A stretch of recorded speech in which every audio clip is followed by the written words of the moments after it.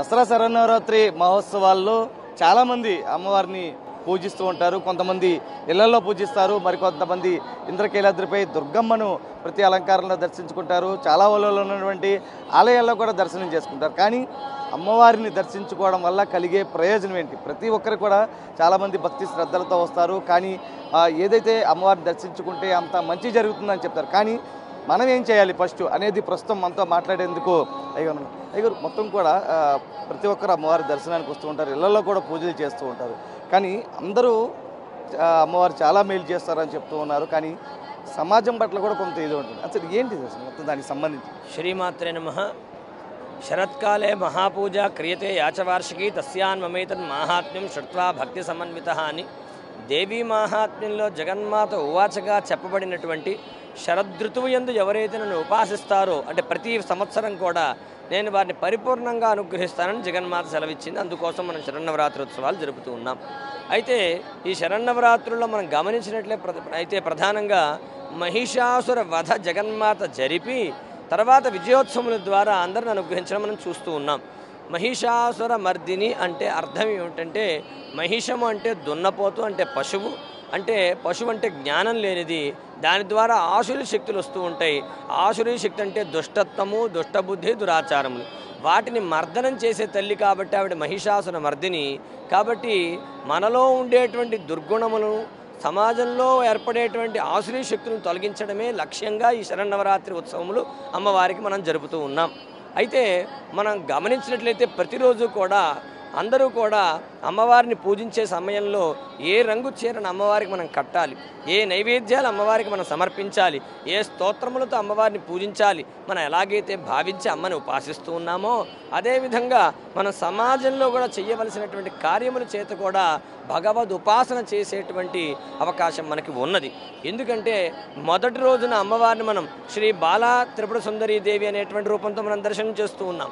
అయితే ఆ బాలా త్రిపుర సుందరీ దేవి ఉపాసనలో ఒక గొప్ప విషయం శాస్త్రం ద్వారా చెప్పబడినదే ఏమిటంటే 2 సంవత్సరాల నుంచి 10 సంవత్సరాల వరకు ఉన్నటువంటి ఆడపిల్లలని వారినే అమ్మవారిగా భావించి వారిని చక్కగా ఒక పీట మీద కూర్చోబెట్టి పారాణి రాసి తిలకం కాటుక అద్ది పువ్వులు ధరింపజేసి అమ్మవారే అని భావించి పూజ చేసేటువంటి అవకాశాన్ని, సౌలభ్యాన్ని మన శాస్త్రముల ద్వారా మనకు తెలియపరిచారు.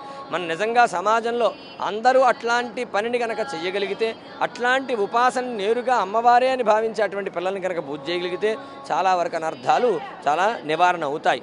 అదేవిధంగా మనం గమనించినట్లయితే 2వ రోజున అమ్మవారిని గాయత్రీ దేవిగా మనం దర్శనం చేస్తూ ఉన్నాం. అమ్మవారు 5 శిరస్సులతో మనకు కనబడుతున్నారు. 5 శిరస్సులు దేనికి సంకేతం అంటే భూమి, అగ్ని, ఆకాశము, జలము, వాయువు, ప్రకృతికి సంకేతంగా అమ్మవారు 5 శిరస్సులను ధరించారు. అమ్మవారు ప్రాణశక్తి కాబట్టి మనం త్రిసంధ్యల్లో కూడా అమ్మవారిని ఉపాసిస్తూ ఉన్నాం. అంటే గాయత్రి ఉపాసన చేత మనం ప్రాణశక్తిని మనం పొందగలుగుతాం. లోకంలో అందరూ ప్రాణశక్తి పొందాలంటే ప్రకృతి బాగుండాలి. ముందు ప్రకృతి బాగుండాలంటే కాలుష్యాన్ని నివారణ చెయ్యాలి. అలా కాలుష్యాన్ని నివారణ చేసే చర్య కూడా ప్రాణశక్తిని పెంపొందించేటువంటి శక్తిగా ఉపయోగపడి మనం గాయత్రి ఉపాసన చేసినట్టు అవుతుంది. కాబట్టే మనం నీటిని కలుషితం చేయడం కానీ, లేకపోతే వాయువుని కలుషితం చేయడం కానీ, ఇలాంటివన్నీ కూడా నివారించడం చేత, ప్లాస్టిక్ని మనం అంతరించడం చేత, నివారణ చేయడం చేత కూడా మనం గాయత్రి ఉపాసన చేసినట్లే అవుతుంది.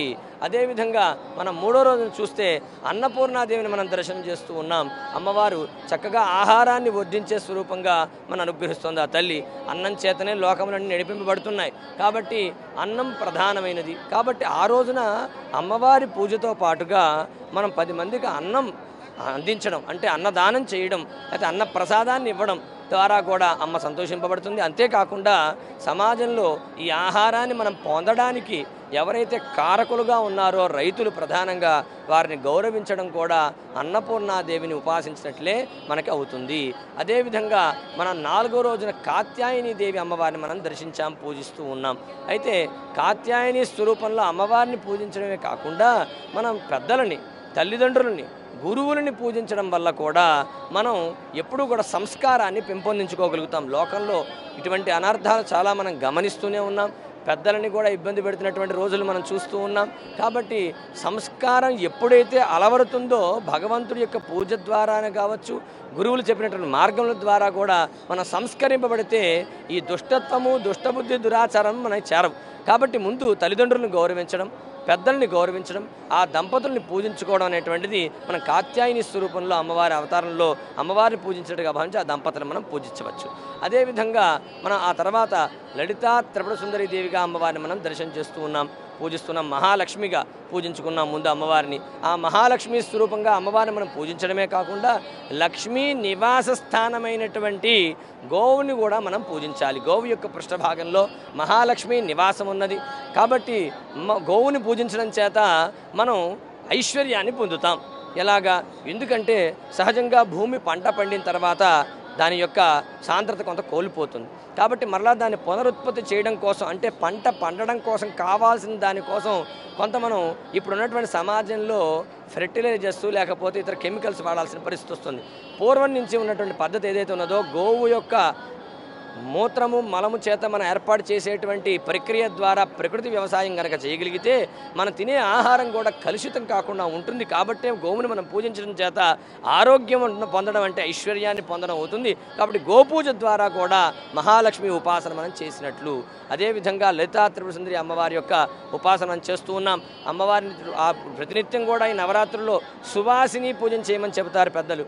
సువాసిని అంటే పెళ్ళైనటువంటి ఏ స్త్రీ అయినా సువాసినియే. సువాసిని అంటే ముత్తైదువు. ఆ పెళ్ళైనటువంటి ప్రతి స్త్రీని కూడా, ఎందుకంటే విద్యా సమస్త స్తవభేదేవి భేదా స్త్రియస్సమస్త సకలా జగత్సు అని దేవి మహాత్మ్యంలో చెప్పబడింది. ప్రతి స్త్రీ కూడా అమ్మవారి స్వరూపమని. కాబట్టి పెళ్ళైనటువంటి ప్రతి స్త్రీని కూడా, అంటే వివాహమైన అందరినీ కూడా మనం అమ్మవారిగా భావించి వారిని పూజ చేసేటువంటి సంస్కృతి మన సనాతన ధర్మంలో ఉన్నది. కాబట్టి అలా కనుక పూజించినట్లయితే లోకంలో నిజంగా మనం చెప్పుకున్నట్లుగా ఎన్నో అనర్థాలను మనం నిలువరించుకోవచ్చు. ఆ సంస్కారం మనకు అలవడాలి. కాబట్టి ప్రతి ఒక్కరూ కూడా ఈ శరన్నవరాత్రుల్లో అమ్మవారి పూజతో పాటుగా సువాసిని పూజ, బాల పూజ, రైతులను గౌరవించడం, కాలుష్యాన్ని నివారించడాన్ని చేస్తూ ఉండాలి. అదేవిధంగా లలితా త్రిపుర సుందరి అమ్మవారి రోజున సువాసిని పూజ చేసుకొని మనం ఆ గౌరవ సాంప్రదాయాన్ని మనం కాపాడుకుంటూ ఆ మంచి గుణముల లక్షణాలు మనం పొందుతాం. ఆ తర్వాత అమ్మవారిని చండీ స్వరూపంగా మనం కొలుస్తూ ఉంటాం. అమ్మవారు చండీ చండీ అని చెప్పిన నామంలో అర్థము. అదేవిధంగా క్రియారూపం తల్లి. ఎప్పుడు ఎవరికి ఏ సమయంలో ఎటువంటి ఆపద వచ్చినా రక్షించే స్వరూపం దుర్గాదేవి చండీగా అవతరించింది. కాబట్టి క్రియారూపంగా ఉన్న తల్లిని మనం ఉపాసించడం అంటే లోకంలో మనం ఎన్ని వ్యవహారములు చేస్తూ ఉన్నా మనకి ఎంతోమంది సమాజంలో కర్షకులు, కార్మికుల చేత మాత్రమే మనం చాలా పనులు నెరవేర్చుకోగలుగుతూ ఉన్నాం. కాబట్టి ఈ చండీ స్వరూపమైన అమ్మవారి రోజున ఆ క్రియారూపంగా ఉండి వారి యొక్క శ్రమను మనకి ధారపోసినటువంటి కర్షక కార్మికులను గౌరవించడం కూడా అమ్మవారి ఉపాసనతో సమానమే. అదేవిధంగా ఆ సరస్వతి అమ్మవారిని మనం ఉపాసిస్తాం మూలా నక్షత్రం నాడు. సరస్వతి అంటే జ్ఞానం. కాబట్టి జ్ఞానాన్ని మనం పొందాలంటే గురువులు కావాలి, మనకి పండితులు కావాలి. కాబట్టి ఆ పండితులని, గురువులని మనం గౌరవించడం, వారిని సత్కరించడం ద్వారా సరస్వతి ఉపాసన చేసినట్లే అవుతుంది. అదేవిధంగా మనం తర్వాత దుర్గాష్టమి నాడు దుర్గాదేవిని ఉపాసిస్తూ ఉంటాం. అమ్మవారు రక్షణ శక్తిగా ఉంది. అమ్మవారిని ఎవరైతే ఉపాసిస్తారో వారికి రక్షణంగా ఉండి అమ్మవారు కాపాడుతూ ఉంటుంది ఎల్లవేళలా.